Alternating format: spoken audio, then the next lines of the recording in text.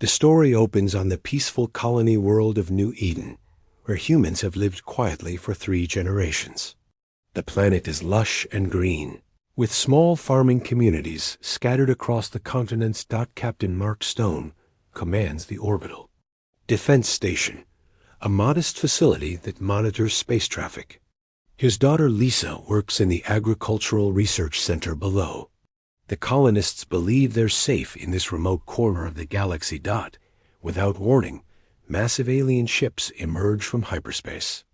The vessels are dark and angular, bristling with weapons. They belong to the Dominion, a ruthless empire that has conquered hundreds of worlds. Their leader, Commander Vex, views humans as weak creatures suitable only for slavery or elimination. The attack is swift and merciless. Orbital. Bombardments level entire cities within hours. Ground forces deploy, herding survivors into camps. The aliens show no mercy. Children, elderly, everyone is marked for either death or forced labor in their mining colonies. Mark watches helplessly as his station is destroyed. He manages to send a desperate message to Earth before his death. They came without warning, millions dead. Tell them what they did to us. Lisa witnesses her research team being executed for refusing to work. As she's dragged toward a transport ship, she sees something that chills her to the bone. Piles of human bodies being incinerated, the smoke rising into the sky like a dark signal. The Dominion believes this is just another routine conquest. They've done this to countless species. Humans appear no different from the other weak races they've crushed. Commander Vex reports to his superiors that the infestation has been cleaned up with minimal resistance. But deep in space, automated, human beacons carry the final transmissions. The images and data stream toward Earth, toward the core worlds, toward every human settlement in known space. The message is clear. Genocide has come to humanity. The part ends with Earth receiving the transmissions. In the halls of government, military leaders and ordinary citizens alike, something fundamental shifts. The images of burning colonies and murdered children trigger something primal in the human, psych something the aliens never expected. Earth explodes into action. The genocide footage plays on every screen, every network. The images of dead children and burning colonies ignite something deep within human consciousness. This isn't just war, it's extinction. President Cole addresses the world from the Global Defense Center. His words are simple, but carry the weight of species survival. They wanted to erase us. They will learn why that was a mistake. Within days, every human world mobilizes. The peaceful merchant fleets are converted to warships. Civilian factories retool to produce weapons. Scientists abandon their research to focus on military technology. Even pacifist colonies volunteer their resources. Dr. Sam River, Earth's leading physicist, works around the clock with his team. They begin developing weapons that push the boundaries of physics itself. They think they know what humans are capable of, he tells his exhausted staff. They're about to learn otherwise. Meanwhile, Admiral Kate Storm leads the rapid militarization of space. Every ship capable of mounting weapons is conscripted. Mining vessels become missile platforms. Transport. Ships are fitted with armor and guns. The transformation is unprecedented in human history. But the most significant change is psychological. Across human space, people abandon their individual pursuits. Artists become soldiers. Teachers become tacticians. Children as young as 10 volunteer for support roles. The genocide has awakened something tribal and ancient, the absolute refusal to be exterminated. Intelligence reports trickle in about the Dominion. They've conquered 47 species in the past century. Their standard pattern is overwhelming force followed by systematic elimination or enslavement. They've never faced organized resistance. The aliens intercept some human communications and are puzzled by the response. Their analyst, Sub-Commander Rex, reports to Vex. The humans are mobilizing their entire species. This is an unusual reaction. Most conquered races simply submit or scatter. Vex dismisses the concern. Let them gather. We'll crush them like all the others. Humans showed no special capabilities on New Eden. But human refugees who escaped the initial massacre begin arriving at Earth. Their testimonies fuel the growing rage. Lisa, who managed to escape during a prisoner transport crash, speaks to packed assemblies about what she witnessed. Her words spread like wildfire. They didn't just kill us, they enjoyed it. The part climaxes with the launch of the first human revenge fleet. 1,000 ships depart Earth orbit simultaneously, their hulls painted with the names of the lost colonies. This isn't just a military response. It's an entire species choosing war over extinction. As the fleet jumps to hyperspace, Admiral Storm transmits a message toward Dominion space. You wanted to hunt humans. Now you're about to learn what happens when humans hunt back. The human fleet strikes the first Dominion outpost without warning. The aliens expect the standard space battleships trading fire at long range until one side retreats. Instead, they face something they've never encountered: humans who fight like cornered animals. Human ships ram enemy vessels after their weapons are depleted. Damaged human craft don't retreat, they accelerate toward the largest enemy target for suicide runs. The Dominion forces are overwhelmed not by superior technology, but by sheer relentless aggression. Commander Vex receives reports of the attack with growing alarm. His ships were destroyed, but the human losses were equally heavy. They're fighting like madmen, his surviving captain reports. They don't seem to care about casualties. What the Dominion doesn't understand is that humans have internalized a simple truth: better to die fighting than face extinction. Every human pilot, soldier, and crew member carries the images of New Eden's children in their minds. Surrender is no longer an option. Dr. Rivers' research teams achieve their first breakthrough weapons that specifically target Dominion biology. While the aliens focused on overwhelming force, humans focused on precision and lethality.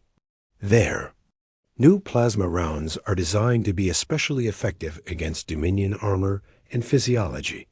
The second human strike hits a major Dominion supply world. This time, they use new tactics learned from the first battle. Human ships appear from multiple directions, using hit and run, strategies that prevent the aliens from bringing their superior numbers to bear. But the real shock comes when the Dominion realizes humans don't follow traditional rules of war. When Dominion forces try to use human prisoners as shields, human commanders fire anyway. When aliens tried to negotiate truces, humans respond with increased attacks. Sub-Commander Rex tries to explain to his superiors, they're not fighting for territory or resources. They're fighting for species survival. This makes them unpredictable and extremely dangerous. The Dominion High Command decides to end the human threat quickly. They dispatch their elite Third Fleet, commanded by War Leader Kron, with orders to eliminate all human worlds systematically. They believe overwhelming force will break human morale. Admiral Storm anticipates this response. Human intelligence networks, built from captured Dominion communications, track the Third Fleet's movements. She sets an ambush at the Proxima system. Using the star itself as a weapon, the battle at Proxima becomes legendary. Human ships lure the Dominion fleet close to the star's corona, then detonate specially designed charges that cause massive solar flares. Hundreds of alien ships are caught in the stellar radiation, their systems failing as the star itself becomes humanity's weapon. War Leader Kron's final transmission before his flagship is consumed by solar fire carries a note of genuine fear. These humans ... they weaponize everything, even stars. The victory at Proxima sends shockwaves through Dominion space. For the first time in their history, they've lost an entire elite fleet. The humans didn't just win, they made it look easy. The cost is becoming apparent. Human worlds are producing nothing but weapons and soldiers. Entire generations are growing up knowing only war. Genocide has transformed humanity into something focused and terrifying, species that views violence as a necessary tool for survival. The part ends with President Cole receiving reports of the Proxima victory. His response is chilling in its simplicity. Good. Send word to all fleets, no Dominion ship leaves any system alive. It's time they understood fear. The war enters its second year, with humanity gaining momentum across multiple fronts. What began as revenge has evolved into systematic extermination. Human fleets no longer just defend, they hunt. Dr. Rivers' weapons research produces increasingly horrific innovations. Biological weapons designed to target Dominion physiology.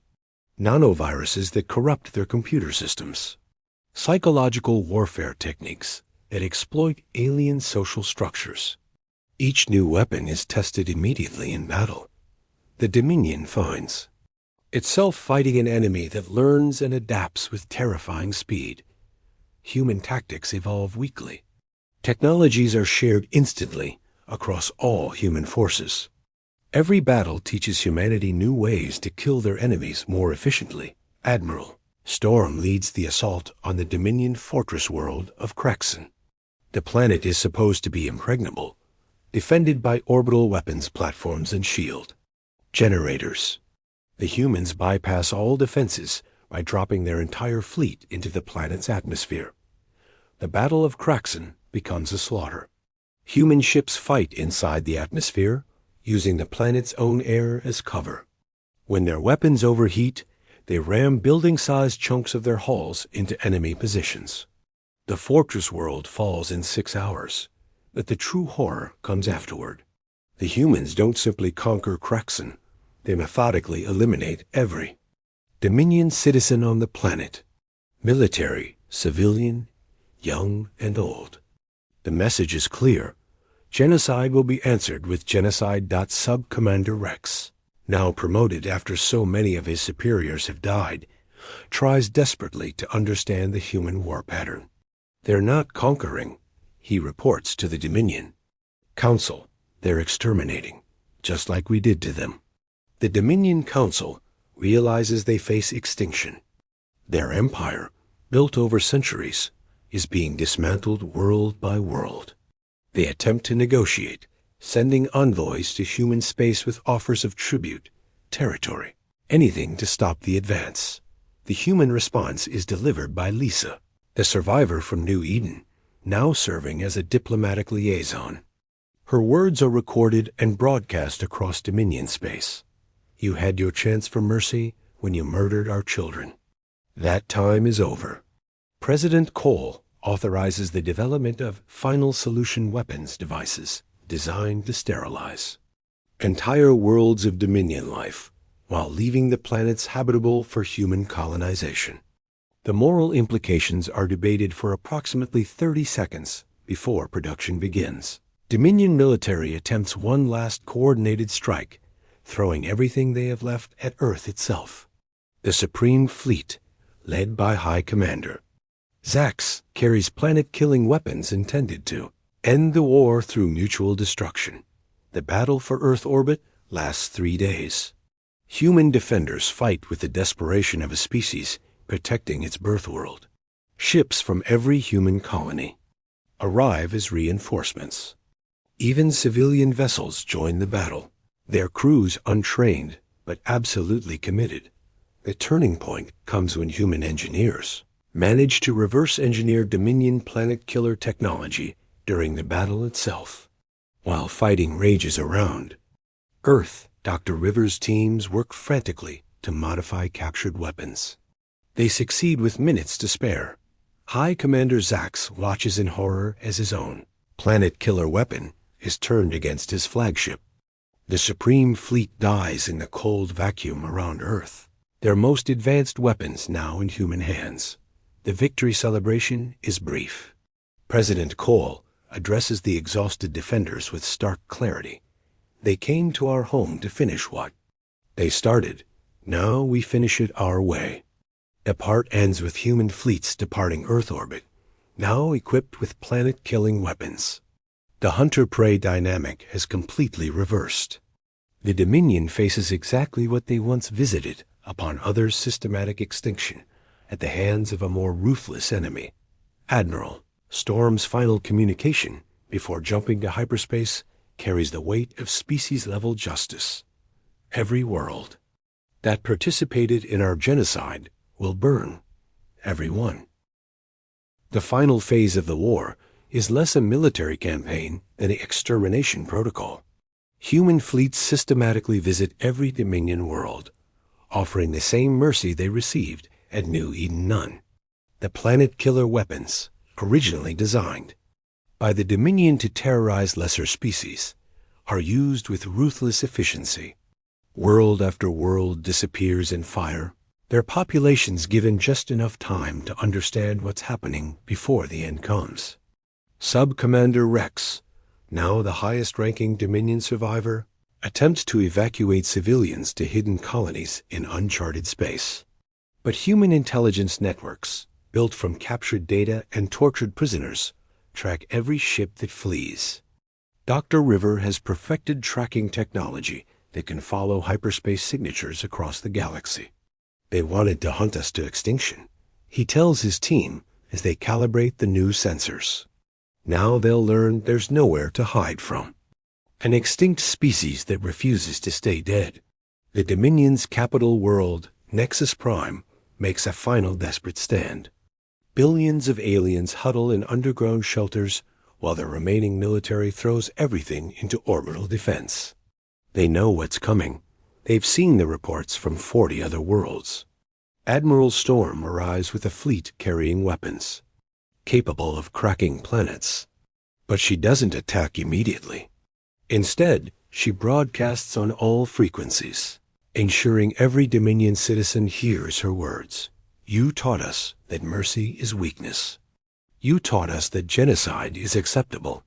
Thank you for the lesson. The bombardment of Nexus Prime lasts 6 hours, the same time it took humans to destroy Kraxon. But this is different. The humans don't just destroy military targets. They methodically eliminate every city, every outpost, every sign that the Dominion ever existed. President Cole watches the feeds from Earth, surrounded by memorials to the New Eden dead. His expression shows no satisfaction, only grim completion of a necessary task. Let this be recorded, he says. Humanity can be peaceful, but we will not be victims. The last Dominion ships flee toward the galactic rim, carrying perhaps a few thousand survivors from a species that once numbered in the trillions. Sub-Commander Rex, now simply Rex, leads this pathetic remnant toward empty space where they might hide for generations. But human pursuit fleets follow. The new tracking technology makes escape impossible. One by one, the refugee ships are hunted, down and destroyed. The humans show the same mercy the Dominion showed at New Eden absolutely none. Rex's final transmission is intercepted by human forces as his ship is destroyed. We thought they were weak. We thought they were prey. We were wrong. They're not the prey. They're the predator that sleeps until awakened, and we woke them up. In the aftermath, human colonies begin settling former Dominion worlds. The planets are fertile and rich in resources. The irony is not lost on anyone. The genocide attempt has given humanity the largest expansion in their history. Lisa, now, an old woman, visits the memorial erected on New Eden's former site. The planet has been terraformed back to its original beauty, but the memorial ensures no one forgets what happened here. Children from across human space come to learn about the war. Why did they attack us? A young boy asks during her guided tour. Lisa's answer is simple. Because they thought we were weak. They learned that sleeping humans and extinct humans are very different things. The story concludes with a human exploration ship discovering signs of another aggressive alien species in a distant galaxy. The crew's response is telling no fear, No attempts at diplomacy. Just calm preparation for what they now view as an inevitable conflict. Admiral Storm, now elderly but still commanding fleets, receives the report with grim satisfaction. Another species that thinks violence is the answer, she muses. They're about to learn why that thinking went extinct in our galaxy. The final scene shows human ships massing at the galactic rim, preparing for hyperspace, jumps toward the new threat. They carry weapons perfected through the annihilation of the Dominion and the hard-learned knowledge that sometimes survival requires becoming the monster. The last lines summarize humanity's transformation. The genocide was supposed to be the end of human history. Instead, it became the beginning of human dominance. They wanted to teach us about fear. We learned. And now, across the galaxy, when predator species hear about humans, they remember the lesson of the Dominion. Some prey, when pushed too far, reveals itself to be the apex predator that was simply sleeping. The end